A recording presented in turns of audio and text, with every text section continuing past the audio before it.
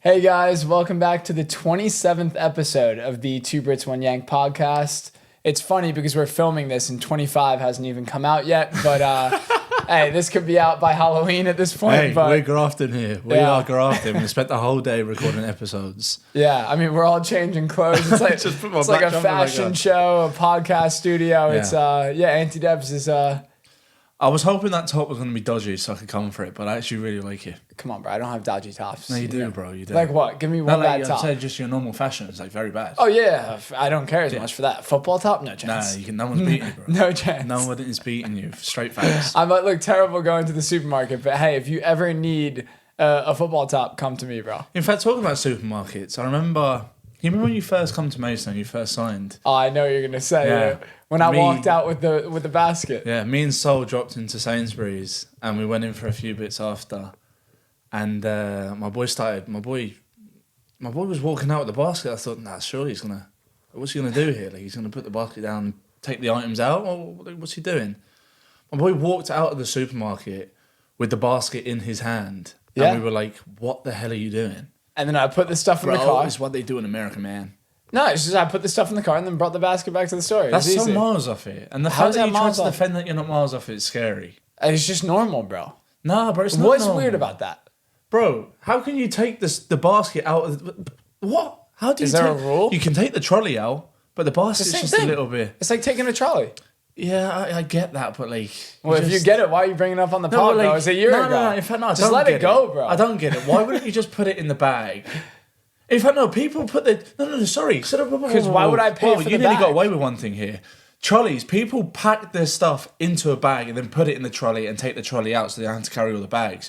You put all your stuff that you paid for back in the trolley without a bag and then tried to walk out with the basket.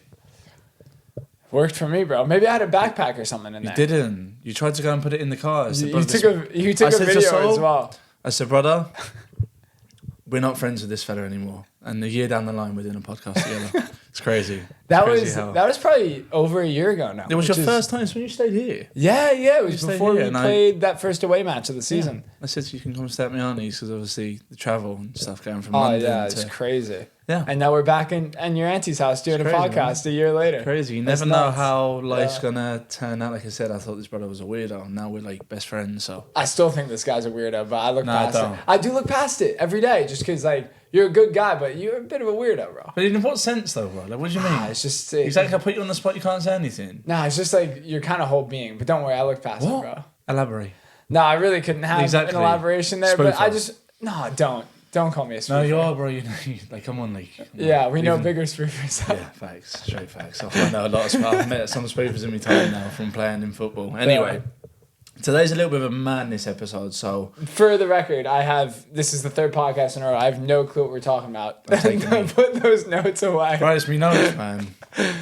Yeah, so I have no clue, but my boy's gonna... One of our pals, Jacob, has got a podcast called The Chatterbox Chronicles, and it is absolutely hilarious. If you haven't seen it, go over and watch it's it. It is so funny. Him all and over Reese. TikTok. Yeah, it's absolutely brilliant. They're just so funny, the two of them. They just bounce off so well. It's great because I feel like they're quite different people. Yeah. Like their personalities. Yeah. But they get on so well. So well. It's such a good podcast. So and well. because they both played at big clubs as well. Yeah. They have so many good stories. Oh, and they've so had many. their fair share of like fallouts and stuff. Yeah. So, and they're just ruthless with it. They just say it. They Yeah. just say it how it is. Exactly. But anyway, I was on their TikTok, wanted some ideas of what to do in the next episode, and I've got a few questions here that you guys can probably relate to and answer to yourself and stuff. I don't know, but that's what the episode's going to be. Got a few questions.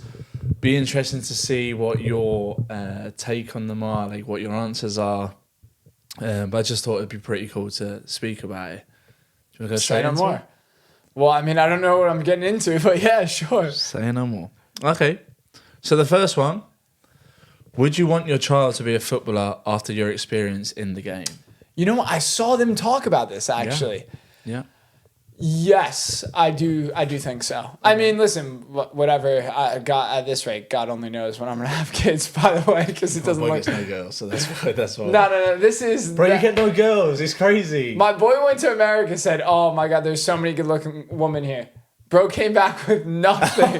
Bro, nothing. You was in England for a whole year and didn't get any girls. Bro, I did though. I did. You didn't. We went into the cow shed in Westmoreland.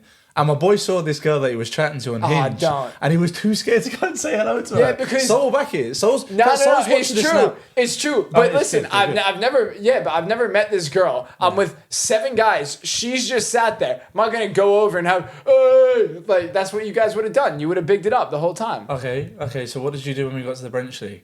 I went and chat to her. My boy said, "Sam, I'm just going to the toilet. I'll be back in 2 minutes." He was gone for about 10-15 minutes. Some brothers work in silence. I'm one of them. He made up a lie. Made up a lie to go and chat with her. Anyway. I just work in silence. Anyway, where was we? Would you let your child play football after the experience of Would I be disappointed if my son got no girls like Sam Bone? Yes. That's not the question. Oh, sorry. And it's completely wrong as well. Go.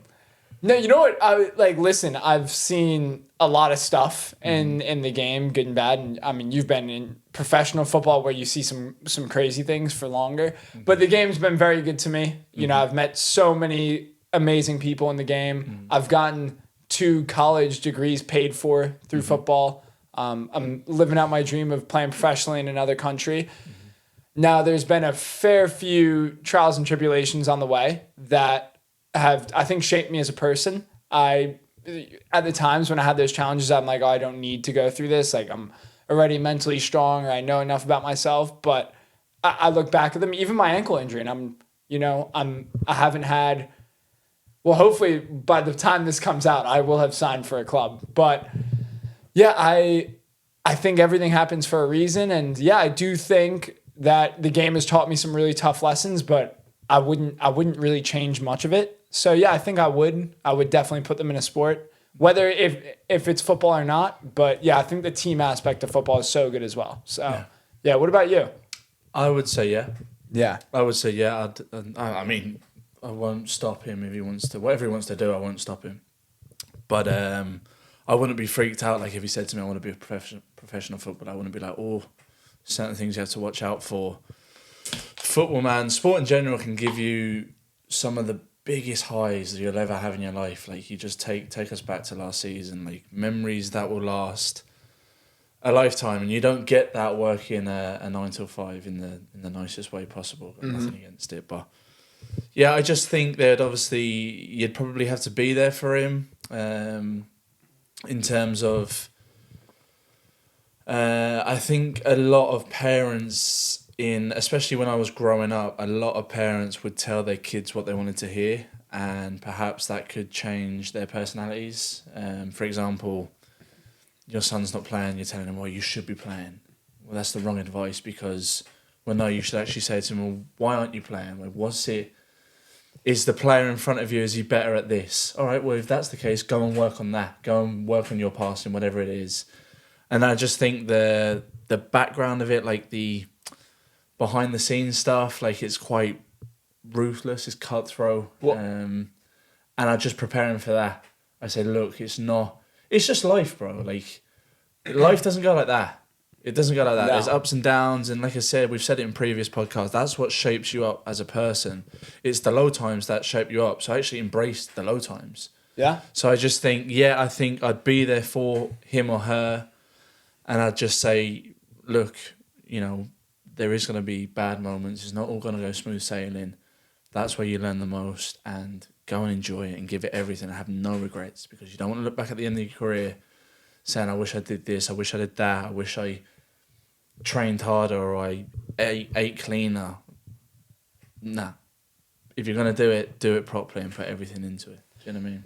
Yeah, I think it's far different as well, our upbringings in football. In the US, I think it's a lot less cutthroat. Right. For instance, if you're a good footballer in the US, you've never been cut from a team. You've never been released. Right, like, I had never, even come close to being, released in the US or cut from a team. Yeah. And then you get over here, you see some unbelievable guys. I mean, look at Eze on Palace. Yeah. He got released 3 times. And he didn't get released at 9. He got released 15 to 18. Yeah. So it is far more cutthroat over here.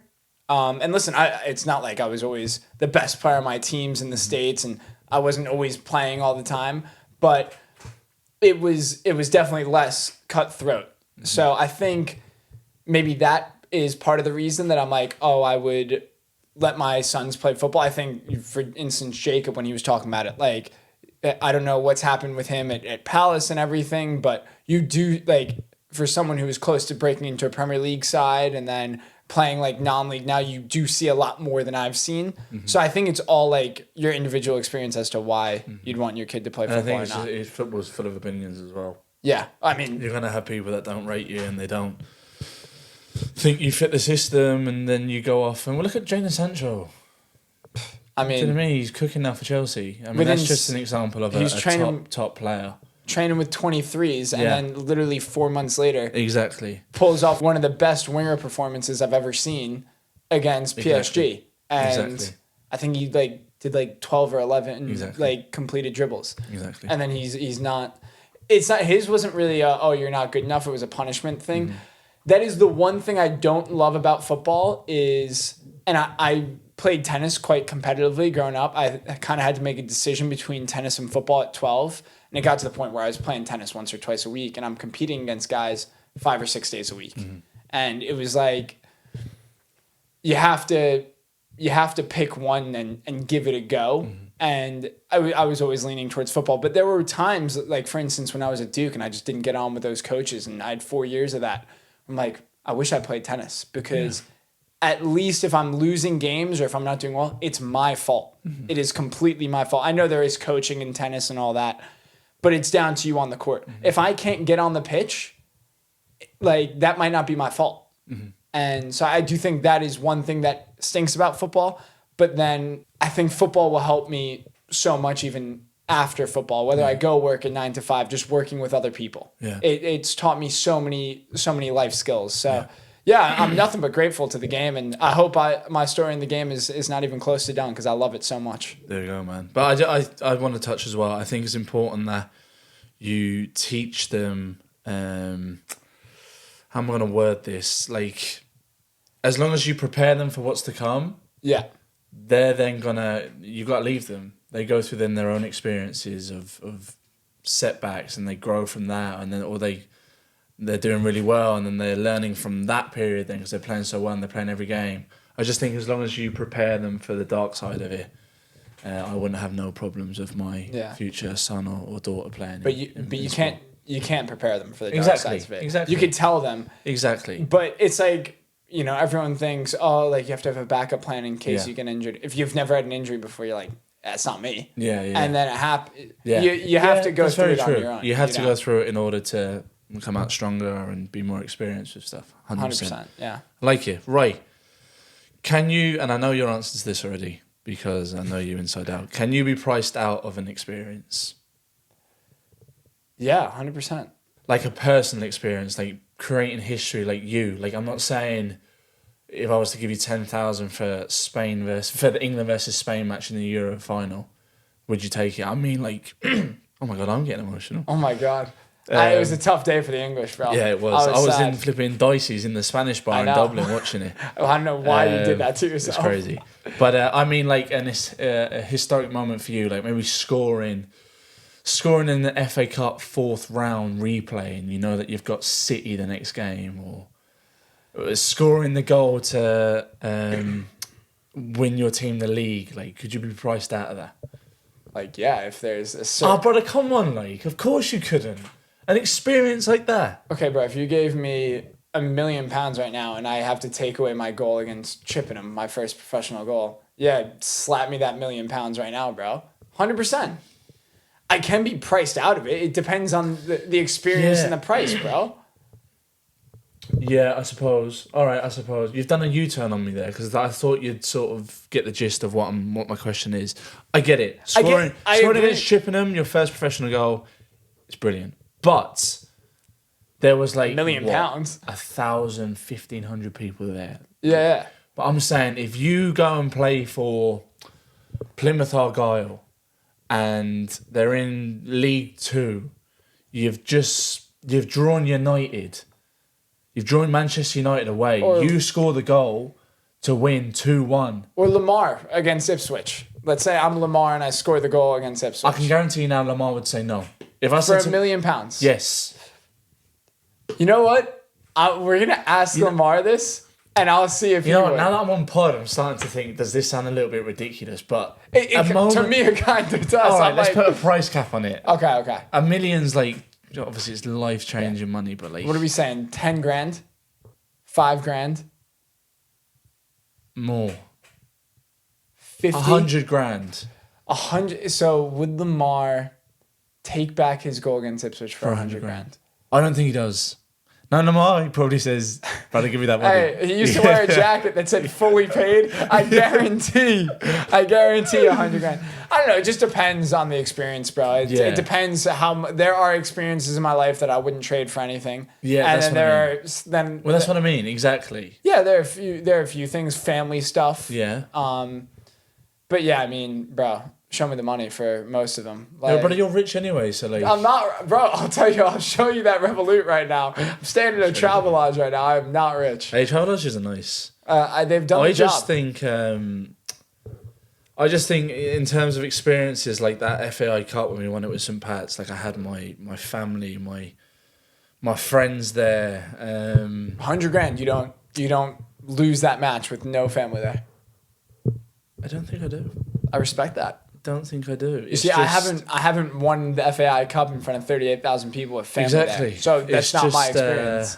It was just something so special. Like it was just incredible.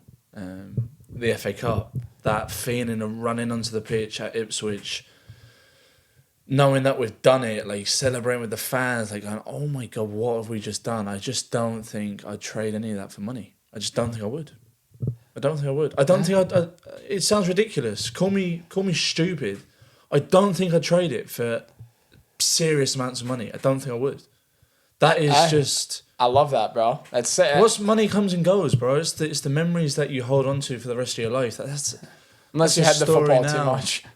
Yeah, that's the story now. Unless you had the football too much, then those memories are gone, bro. Yeah, but like that's the story now that I'll tell my children, my grandchildren. Like, this season's FA Cup when the big boys come into it. You know how they do like they're gonna do all the Maidstone montage. All the Maidstone montage, and you're there. You're in that. Yeah. Do you know what I mean? Like that's something that I dreamed of that as a kid, like 100%. Making history and doing it with Maidstone as well. It's a bit different though. Extra special for you. It's your hometown club, and you played every minute. Yeah. I was injured. I played against Winchester. It was not quite Ipswich, but we played in the middle together. I know, but so don't get me wrong. I hold that so dear to me, but it's not as special as it could have been for me. Of course. And I hope I have another run where I do something similar, and I'm actually playing. And then I'll ask you that question. Exactly. Again. Yeah. Say no more. Okay. Cool. Done. Yeah. I think I answered that pretty well. I'm yeah, content you've done with well. That. Like I'm being dead serious. Call me a psycho, call me crazy, but my boy is showing he's not a bag chaser. I respect that. Yeah, I'm not just doing that for pod as well. Like it's just like I said, experiences like that is unique, and some of the memories and situations that we got on now, like the thing with La Media Inglesa in Spain. So cool. Because of it, I just wouldn't. It's incredible. Anyway, there's 2 more questions. 2 questions left. I'm going to ask you this one first, and then we'll come into that one, obviously, at the end. But does having money, change your love for the game? What do you mean? Like, if I was on a ton of money for football, would I love the game? Take ourselves out of it in general. So many hypotheticals, brother. Yeah, I think... You make it so complicated. Well, bro, you're asking me a question. Yeah, and just like... Okay, if you're getting like 500 grand a week, do you treat football as more of a business? Yeah, probably. Yeah, I'm just saying, the way I looked at that question was, do you feel like football, do you think there's people out there that should have had a better career than they have done, but because of money Oh, of they course. wasn't as driven. That's what I was getting at with that question. Okay, yeah, of course. I think that's 100%. Just I think that's fairly quick to answer that. 100%. You see super talents out there, but because they're on the big bucks, they don't have that drive. Like what are you going like? Once you have that money and your family's secure, like what's your next drive? Like you either have it in you or you don't. If you don't have it in you, then you fall behind. Well, look at it's not football, but look at Conor McGregor in UFC. He was the biggest force to be reckoned with ever when he was getting money in the beginning. Yeah. And now, fair play to him. I mean, I think he's worth like $250 million. Yeah. And he has his hand in, so many different businesses. You've just seen him at the AJ fight, smoking the cigar. I was just about to say that. Did you see him a few weeks back? Do you like what I did there a few weeks back? Yeah. Because this is coming out in a few weeks' time. It might have been 3 days ago, but it's going to be 3 weeks ago when this comes out. But, bro, I couldn't stop looking at him. Oh, when AJ got clipped in the last, he's so funny. In the last 10 seconds of the first round, you just saw some fella jump off the seat, and it was McGregor. Oh my god, I could not stop laughing. Bro, I'm the biggest McGregor fan. I've always loved him. I know you love him as well. Yeah. If I had paid big money to sit ringside, and I see Conor McGregor walking, I'm buzzing, and then after about 5 seconds of the fight, I realize this is horrendous because he's just jumping up, screaming. Bro was giving them advice. He was shouting advice, and he's not even a boxer. You have like a 170-pound UFC fighter giving 230-pound heavyweight boxers advice. Dumb. But I would say for him, like in a sport that's so individual and so much is based on your training and stuff. His performance levels definitely went down as he got more money, and it's hard to be motivated. It's hard to the maintain same way when that you have level of ambition. Yeah, when you're living on a yacht. And also, he's done what he set out to do. Like double champ in the other organisation that he fought in. So, do you know what I mean? Where's that real? Like you've made a load of money, you've completed what you wanted to complete. Where's that drive now? Like what's next? Yeah. Do you know what I mean? Yeah, it just depends how an individual looks at it. I always think of for like billionaires, like Warren Buffett, like he's 92, he's made over $100 billion. I'm like, why does he still like make trades? Yeah. But it must just be a game to him. Yeah. It must just be a game to him. He enjoys doing it. Yeah. Because if it was really hard and a chore for him, you just sail off into the sunset with all that money, Of course you would. Right. Yeah. No, I think we've answered that one. I think that one's fairly... Yeah, of course. Standard. I think everyone would agree with that. But however, the last one, I think it could relate to a lot of viewers. Do you have to play in an academy to make it pro?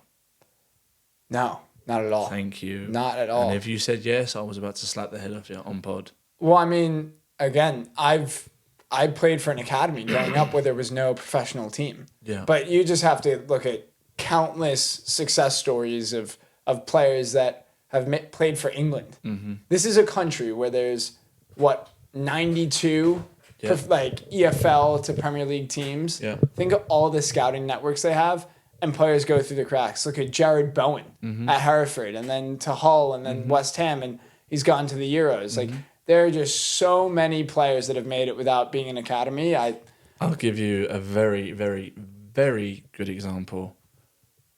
Ademola Lookman. Yeah? Didn't sign for Charlton until he was 15, 16. Hat-trick in a Europa League final. Yeah. He's on the Ballon d'Or 30-man shortlist, and he didn't play academy till 16. What a guy. The most humble guy I've met in football. However, didn't play Sunday League. And think then his Sunday League team played a friendly against Charlton, and he absolutely ripped it up.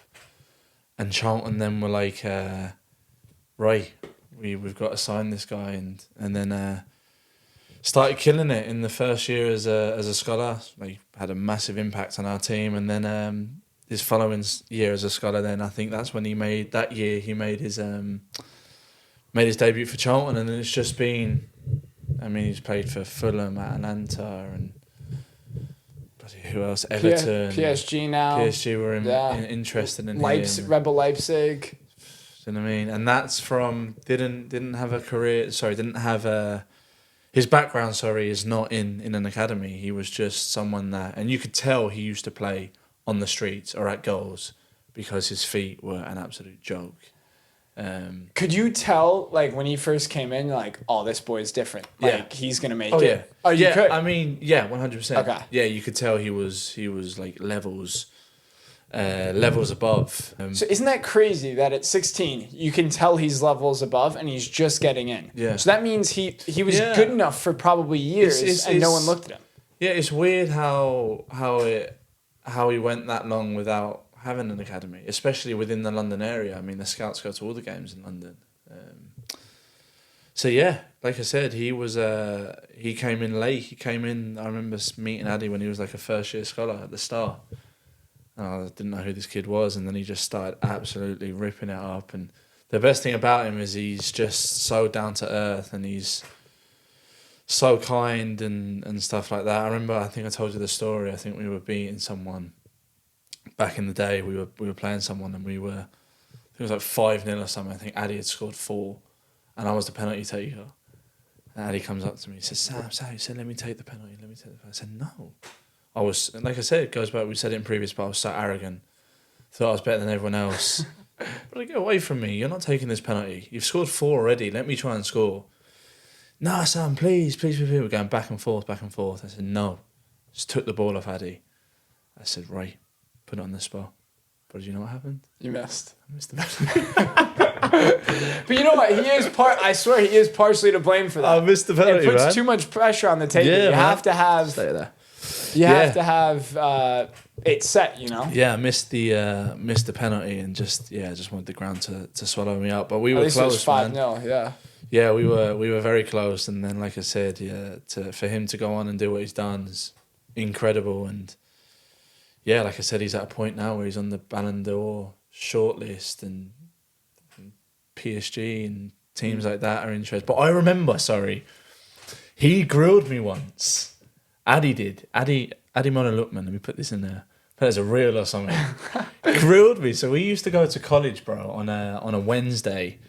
And Addy, again, he was in the first team at this point. Did not miss college. Wednesday was his day off. He was training first team, playing first team. Do you know what he did on a Wednesday? Came in for school? Still came in for school. And That's he didn't fantastic. have to. He didn't have to. And I remember we were kids, man. So like he was ripping it up in the championship. He was ripping it up. And anyway, he starts getting all this speculation on him, all this hype and media and newspaper articles and stuff. And I remember I got it up on the computer. It was like he was linked with Arsenal. And I got it up. And I said, Addy, look at this. You're linked with Arsenal, bro. Boy, he absolutely grilled me. He said, get that off. He said, no. He said, get that off, man. Get that off. I don't want to see that. Like, don't be getting that up. And I was like, oh.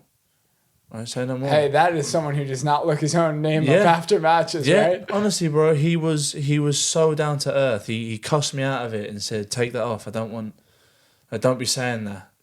And I was just like, oh, okay, cool. So if that was me being linked with Arsenal, I would have been getting up on it myself. Yeah, I would have said, hey, I wouldn't have been in college. That's what I'm saying. Introduce myself to everyone. Hey, my name's Sam Bone. By the way, Arsenal linked with me. But he did. He cussed me out. I remember at college, he cussed me out because I got the article up of him being linked to Arsenal. He said, don't do that.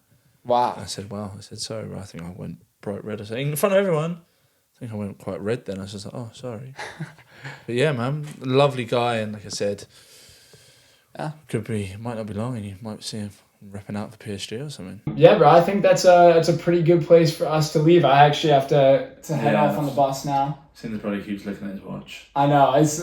Listen, I'm trying not to be rude and all, but I just want to make sure. We've grafted today. Yeah. Like I said, we've banged out 3 episodes.